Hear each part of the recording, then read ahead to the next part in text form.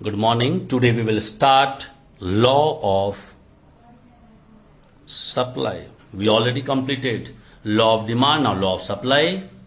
Now see these arrows. This is only the definition.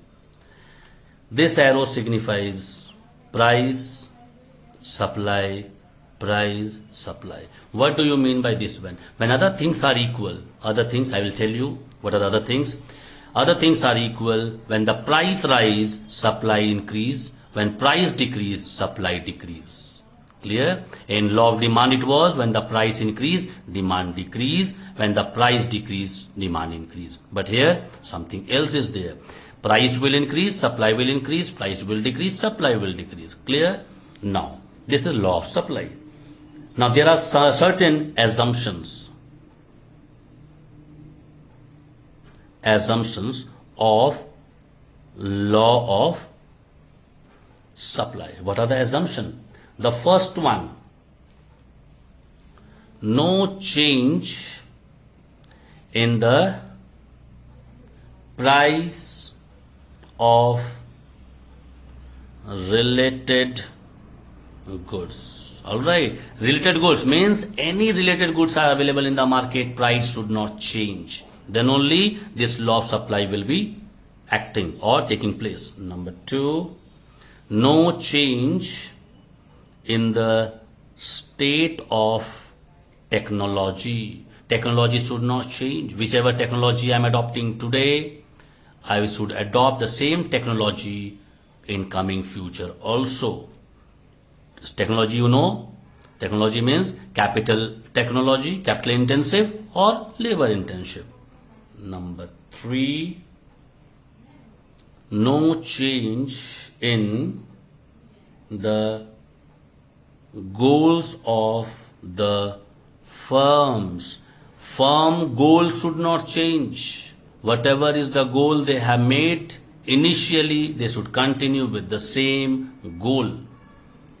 Fourth one, no change in the price of factors of production. I told you factor of production, land, labor, capital and entrepreneur. It should not change. Whatever rent you are paying today, you should pay that much only. What labor you are paying today, that much only to pay.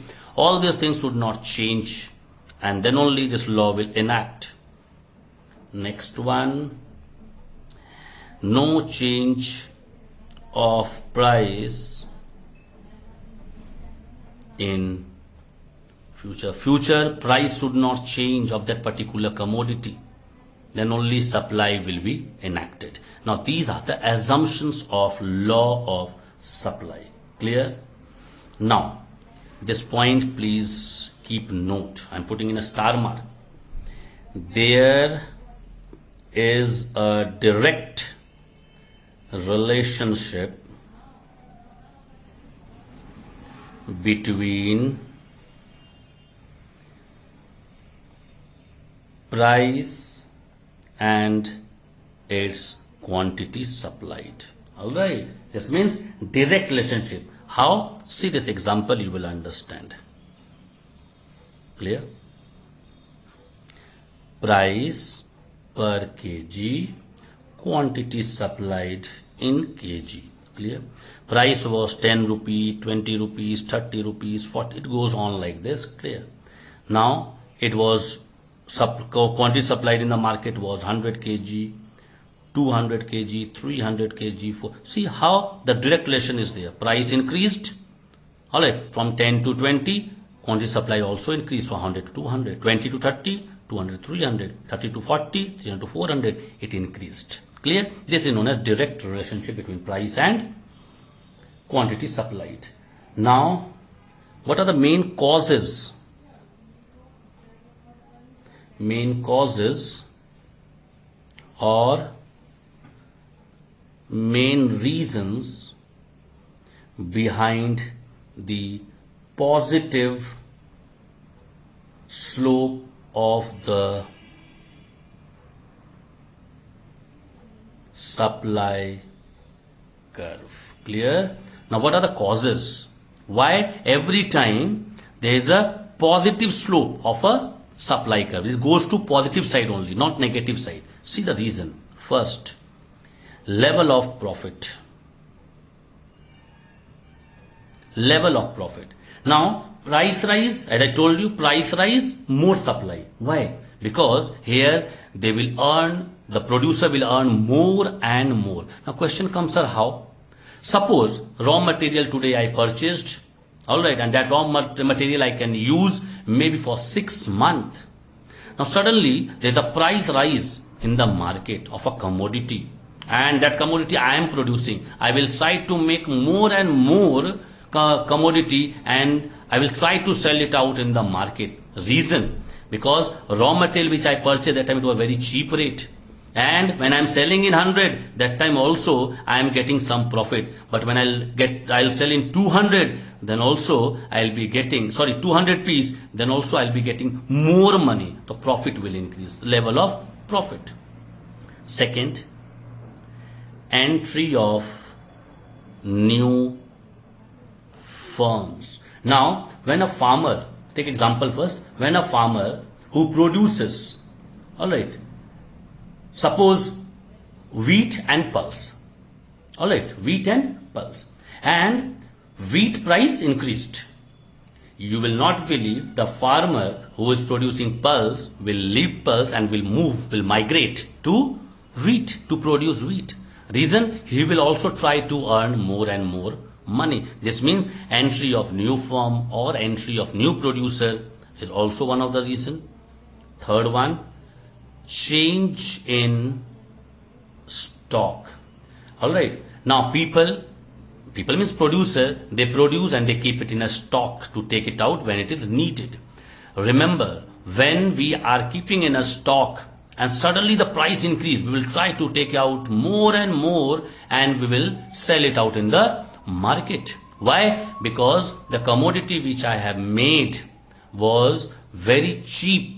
That time I paid the money to prepare it very low cost. But today I am getting a very high cost in the market. Because of that, whatever is in the stock, we will try to take it out that particular moment. One example I can give, you all are aware. Like you go to the petrol pump, and the petrol pump owner, they came to know that after 12 night today, the price of petrol will increase by 2 rupee.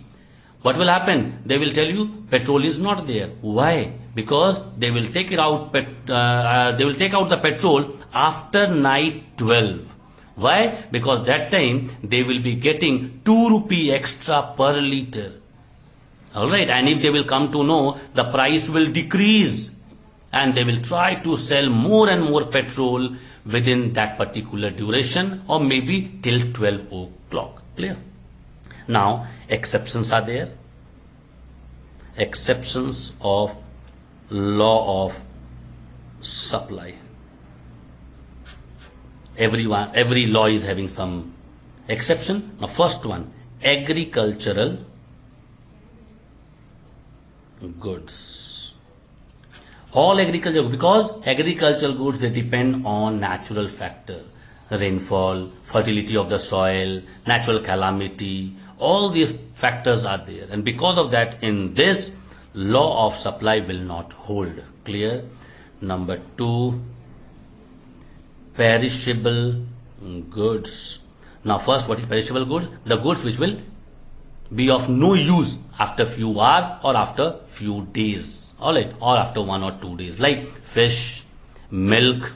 Alright, in this, seller cannot hold the goods for long, because they know if I'll keep the milk for 2 days, after that you will not get milk, you will get curd. Yes or no? Because of that, they cannot keep it. Fish, morning, they have taken out from the pond. By evening, not evening also, I'm telling you, by 12 or 12:30, if they are not selling it out, people will not pay the money because it will smell. And because of that, perishable goods is not coming under law of supply. Third one, goods of auction. Alright, what is goods of auction? In this, the supply always limited and it is fixed also. Alright, when you go to the auction market, I don't know you have been to auction market or not, auction will be there, you'll have to say the price. Alright, I will pay for this one maybe 50 rupees, someone will say 60 rupees, like this, where it stops. because commodity is limited there. Clear? This is also an exception of law of supply. Now come change in the quantity supplied. Change in the quantity supplied, which is also known as movement along the supply curve. Clear? Movement along the supply curve. Now again, other thing being equal, change in quantity supplied in response to the change of its own price. Alright, own price. How? Other thing being equal. Other thing being equal. OTBE. Clear? Change in the quantity supplied in response to change in its own price. Today, the commodity which I am purchasing in 50 rupees, if the price of that same commodity changed, alright, maybe 60 rupees. After that, we have to see the response of the people. How many people are reacting to take or not to take. That is known as change in quantity supplied. Clear? Symbolically, we can write this one. Sx is equals to function of Px. What is Sx? S is change in quantity supplied. Px means price of the good X. Clear now? Clear? Now, next day we will start new topic.